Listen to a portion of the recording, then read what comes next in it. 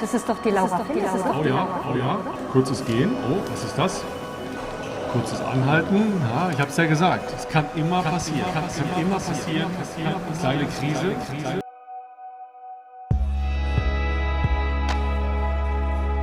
Die Startpistole ist oben und jetzt geht's los.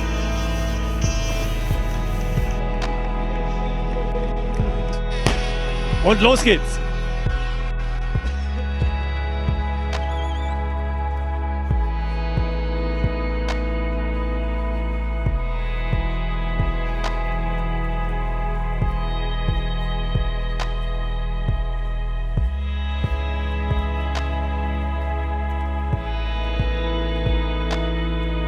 Auch schon Laura Philipp und dahinter direkt Daniela Bleimehl.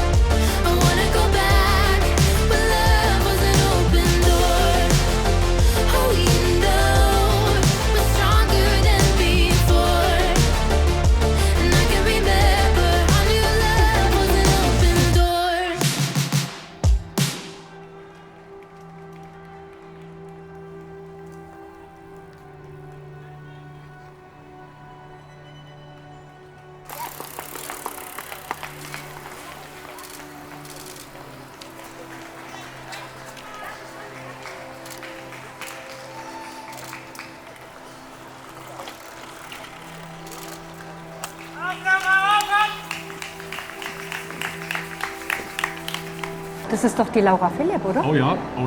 Kurzes Gehen. Oh, was ist das? Kurzes Anhalten. Ja, ich habe es ja gesagt. Es kann immer passieren. Kleine Krise. Ja, jetzt die Überlegung. Was machst du? Ne? Weiter wandern, weiter gehen, dehnen. Sie muss joggen, Ja. sonst hat sie eigentlich... Hoffen, dass es halt irgendwie wieder besser wird.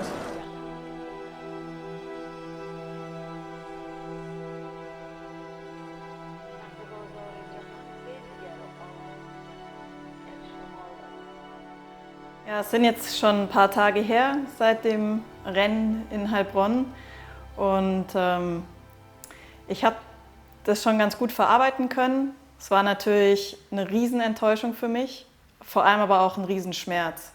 Und das war einfach keine schöne Situation, habe ich erstmals so erlebt. Ich mache natürlich jetzt auch noch nicht so lange den Sport, vor allem auf dem Niveau, sodass ich eben doch auch noch immer wieder mich neuen Situationen stellen muss oder die erlebe. Und dieser Ausstieg war auf jeden Fall etwas, was ich hoffentlich nicht mehr so häufig erleben muss. Und trotzdem weiß ich, es war absolut richtig. Ihr fragt euch, was war eigentlich los? Weil ich denke auch, alle, die den Livestream gesehen haben, irgendwie nur gesehen haben, ich bin gelaufen und plötzlich bin ich stehen geblieben. Und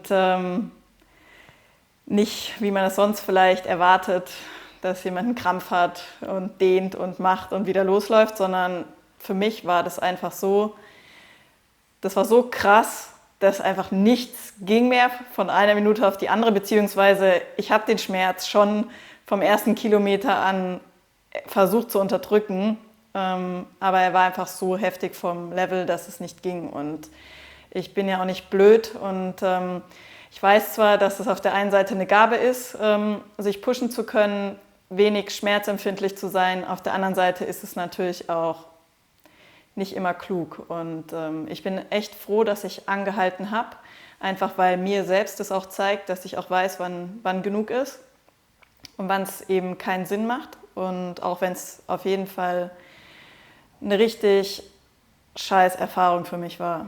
Die Frage, was sich viele wahrscheinlich stellen, ist, ob das wirklich erst im Rennen aufgetreten ist, ob ich vorher schon Probleme hatte. Und da ist es tatsächlich so, dass ich 1-2 Tage vorher ein minimales Ziehen in meinem Unterschenkel gespürt habe, was wirklich so dezent war, dass ich das eher einer muskulären Struktur zugeordnet habe auch und auch einer Wettkampfanspannung, die immer näher rückt. Das kennt sicher der ein oder andere auch, dass man plötzlich Zipperlein entwickelt, die einfach von hier oben gesteuert sind und eigentlich jetzt nicht so richtig ernst zu nehmen sind.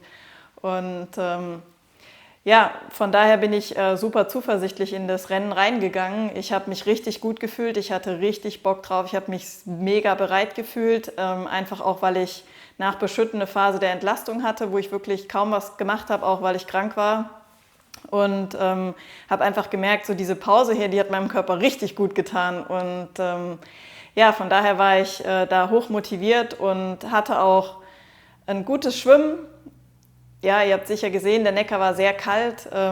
Kälte war ich jetzt schon gewohnt von Buschütten und auch von Marbella. Von daher beim Schwimmen habe ich nichts Außerordentliches probiert, sondern einfach mich gut zu positionieren. Das hat funktioniert, bin ich sogar dann als Erste aufs Rad. Und der Weg vom Schwimmen zum Wechsel aufs Rad, der war ja 1 Kilometer ungefähr auf Teer, Barfuß. Das war natürlich für das Bein auch nicht so toll.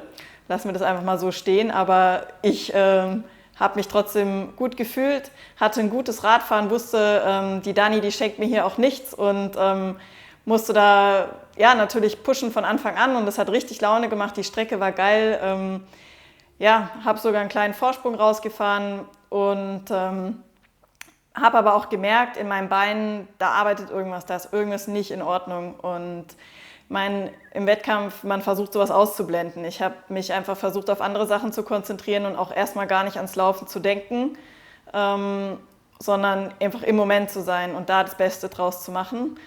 Und mit dem Abstieg dann vom Rad und dem Kontakt wieder mit dem Asphalt war mir eigentlich schon klar, fuck, das wird entweder richtig hart, jetzt hier zu laufen, oder bis hin zu, es geht nicht.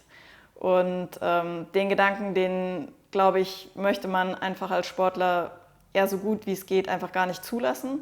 Habe ich auch in dem Moment versucht. Vor allem, wenn man in einem Rennen, was man gewinnen möchte, in Führung liegt und eigentlich auch weiß, hey, jetzt kommt die Disziplin, in der du eigentlich richtig gut bist. Und normalerweise sollte das Ding dann eigentlich geritzt sein, wenn es gut läuft. Und ich war, wie gesagt, auch super motiviert, da einen richtig schnellen Lauf hinzulegen, weil einfach die Strecke, das Publikum das richtig hergibt in Heilbronn.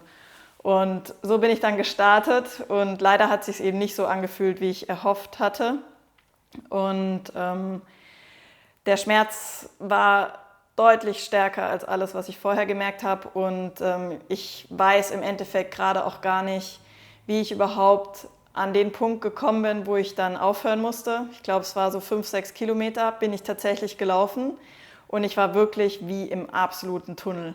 Ich weiß noch, an was ich mich erinnere, ist, dass ich eben ein paar Leute an der Strecke gesehen habe, die ich gut kenne und mich da mega drüber gefreut habe und halt auch die ganze Zeit das so in mir ausgelöst hat, hey, ich will jetzt hier performen, ich kann jetzt nicht aufhören. Und auf der anderen Seite in mir eine ganz große Stimme war, Laura, heute zeigt dir dein Körper, das geht nicht. Und dann habe ich mich irgendwie, ich würde mal sagen, zu dem entferntesten Punkt geschleppt, den es auf der Laufstrecke gab, Wendepunkt. Und auf dem Weg dahin habe ich noch gesehen, dass der Sebi führt. Und ich konnte ihm leider keine Reaktion zeigen. Ich hätte ihm gern irgendwie ein bisschen angefeuert noch und da was mitgegeben. Aber ich war einfach so im Tunnel der Schmerzen, sage ich mal, dass ich nichts zeigen konnte. Und ich wusste aber irgendwie so in dem Moment, geil, das Squat-Resultat, das ist gesichert. Und ja, von daher konnte ich vielleicht zulassen, dass ich auch schwach bin. Also da muss ich echt sagen, das ist echt so, dass man einfach auch mit den anderen Athleten so mitfiebert und halt auch einfach, weil man mit denen in der Vorbereitung so viel zu tun hatte und weiß, ja, durch was für Höhen und Tiefen jeder geht und wie viel Schweiß und Herzblut da halt drin steckt. Von daher habe ich mich da mega gefreut und ja, auch wenn ich es dann nicht zeigen konnte. So, und dann kam ich halt zu dem Moment, wo einfach auch nicht mehr so viele Zuschauer waren. Ich wusste natürlich, die Kamera, die ist auf mich gerichtet, die läuft und jeder sieht es jetzt. Und im Endeffekt habe ich mir dann gedacht, ja, es ist jetzt halt so, es ging einfach nicht mehr. Schmerzlevel einfach ausgereizt und ja, im Endeffekt wusste ich einfach auch ganz klar, das ist ein Schmerz, das ist das muss irgendwas Schlimmes sein, weil sonst hört eine Laura Philipp auch nicht auf.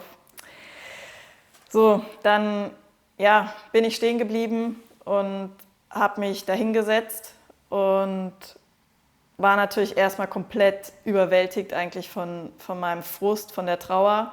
Ich wusste gleich, die Dani, die war auf Position 2, die kommt jetzt gleich hier vorbeigelaufen und ich freue mich für sie, dass sie die Führung übernehmen konnte und dann auch das Rennen gewinnen, weil sie hat auch eine super Performance da abgeliefert und ja, hat Spaß gemacht, quasi zu wissen, immer auf dem Radfahren, die ist da in meinem Nacken und wenn ich jetzt hier nicht Gas gebe, dann ist sie auch gleich da. Und das war cool. Und ich freue mich wirklich sehr, dass sie das Rennen gewonnen hat. Auch wenn es natürlich für mich in dem Moment schwer war, das so loszulassen. Aber das ist halt auch Sport und das gehört dazu.